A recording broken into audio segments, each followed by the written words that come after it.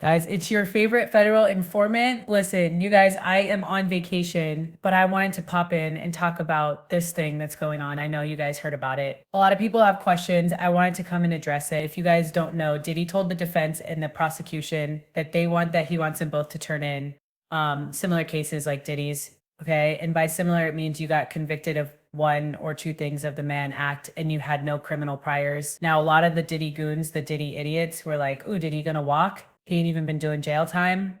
To which I said, okay, stop. Okay. Diddy might have beat Rico, and it was a crushing guy. Oh, it was a crushing blow to victims, to women, to anybody that doesn't stand with abuse, right? Did he beat Rico? But there's more to that story, but let's stick on topic. And apparently the jury said, we don't care what happened with Jane and Cassie, but because you were their boyfriend or their man, I guess you own them and you can do what you want. However, the one thing that kept coming up that a lot of people overlooked was that he was convicted on two major sex crimes. The Mann Act, they are major federal crimes, okay? And I did some research. I talked to my legal people and I took notes. So, whenever I take notes, this is going to be good. Okay, now what did the judge ask for? He asked for comparable case law or statistics on similar Mann convictions. Now, first of all, this request is not unusual, but it is never neutral. It usually signals one or two things. One, that the judge is exploring options to justify a lighter sentence or release, especially if they're asking about parole eligibility, probation, or sentencing ranges. Two, the judge is building a case for why Diddy should not get leniency by establishing how others were treated in similar cases. They could argue that letting Diddy off lightly would be inconsistent or unjustified. So the big question, all right, I'm actually being texted like Tesa. So the big question is what context the judge asks us in. And the thing is, if we look at the Diddy case, this is where things get tricky. The judge has already denied bail and called Diddy violent. He read him to filth. The judge was not happy, okay, and said his community ties made him more dangerous.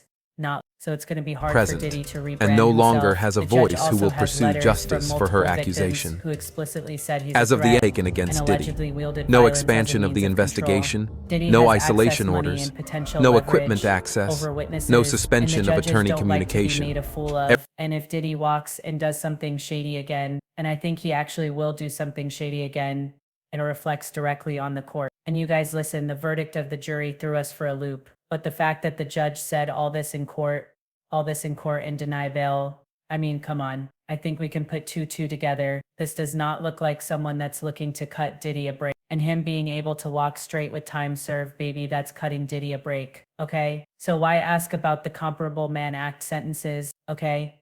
They said, listen, Tissa, there's three possible reasons. One, judicial cover. A judge might personally feel parole is risky, but is giving the appearance of objectivity by asking both sides for precedence. That way, no one can claim bias later. Now, he might be appealing his decision for when he sentences him. If Diddy's team appeals any eventual sentence, the judge can say, I reviewed the sentencing ranges and outcomes for similarly situated defendants under the Mann Act, and the sentence falls squarely within that range. Or the judge also might be testing boundaries. Maybe the judge is trying to find out how lenient or harsh they can go without being reversed. They could be considering probation in theory, but still leaning towards prison, unless Diddy's team provides extraordinary mitigating evidence. Now let's talk about that mitigating evidence. Remember when I told you guys that Diddy's team, I believe, are trying to shut up any content creators that are still criminal with them? And they feel like if they shut down the content creators, then they can start on this rebrand. Think about it. You shut us up by July, August, September, and then you got a little bit of October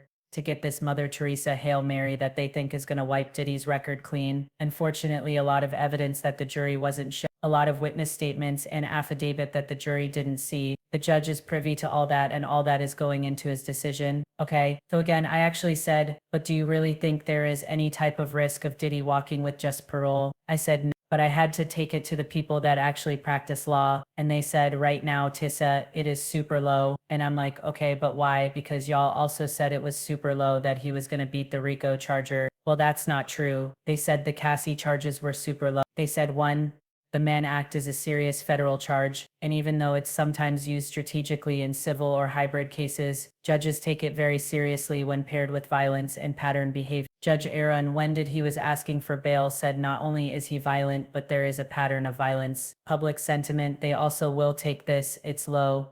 because public sentiment and visibility are sky high, and the DOJ knows this is a credibility test. Again, remember, Maureen Comey said this is chilling for victims.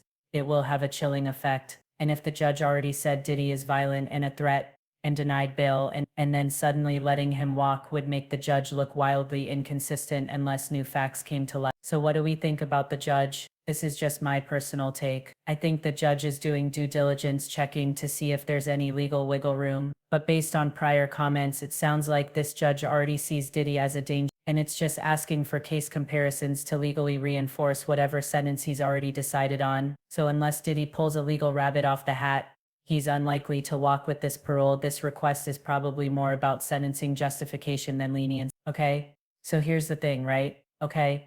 What type of language, and I just want to refresh your memory, the type of language that slams the door on parole or probation. And listen, let's get into this. He said Diddy was a batterer. This is not just commentary. That is legal language. And no longer has a It voice suggests who will a pattern pursue of violence, justice for not a her one-time accusation. incident. And the judge is As of the accepting taken against allegations Diddy, as credible no and maybe expansion of the treating them as investigation, established facts no for isolation purposes of orders, sentencing or no bail equipment decision, and it access, undercuts no any claim suspension that of Diddy attorney did violent communication. behavior is isolated, provoked, or misunderstood. Judges should casually just don't throw out that word unless they want it to stick around on the official record. He also said your client admitted he is violent and tried to preemptively enter a batter program. This is huge because pre-sentencing rehabilitation attempts like enrolling in a battery program are often seen by judges as damage control and not sincere. The fact that Diddy knew to enroll in that program shows consciousness of guilt. He anticipated legal trouble. Admission of violence undercuts any "I didn't do it" or "this was exaggerated." And if the judge believes the admission wasn't just PR but rooted in truth, it justifies custodial sentencing over any community supervision. Okay? Now, also, the judge said this type of violence comes suddenly, quickly, and with no warning. That's a judicial finding of dangerous. They said that the phrasing means that the judge believes that he is not in control of his violence and that his behavior escalates. It's impulsive and it's unpredictable. Judges use this language to justify detention, especially in bail or sentencing memo. It also implies that even if he's calmed down, he could explode at any moment,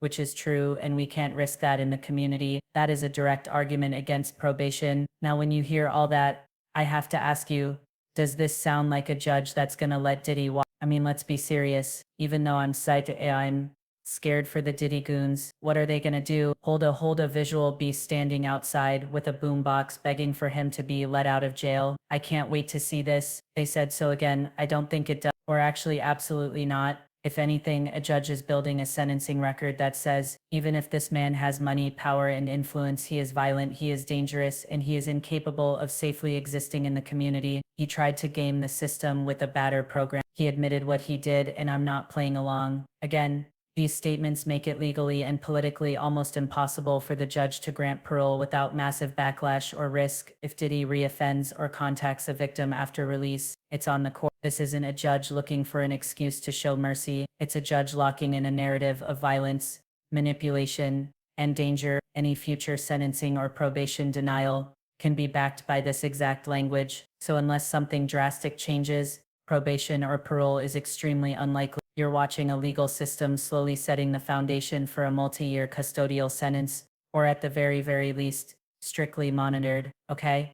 Strictly monitored movements. Again, listen, at the end of the day, I don't know. It is what it is. We are expecting that Diddy will actually do some jail time. I don't think that the judge is actually going to take the time and go through all this and make all these notes just to let him out on the public. Now, did he really offend? That's a different subject. I 100% think thinks he will, but you never know. Maybe in Mark Agnifilio's loving arms, he has found a new version of himself, because we know that Mark is doing his best to uplift that man. Anyway, y'all let me know what you think in the comments. I'll talk to y'all later.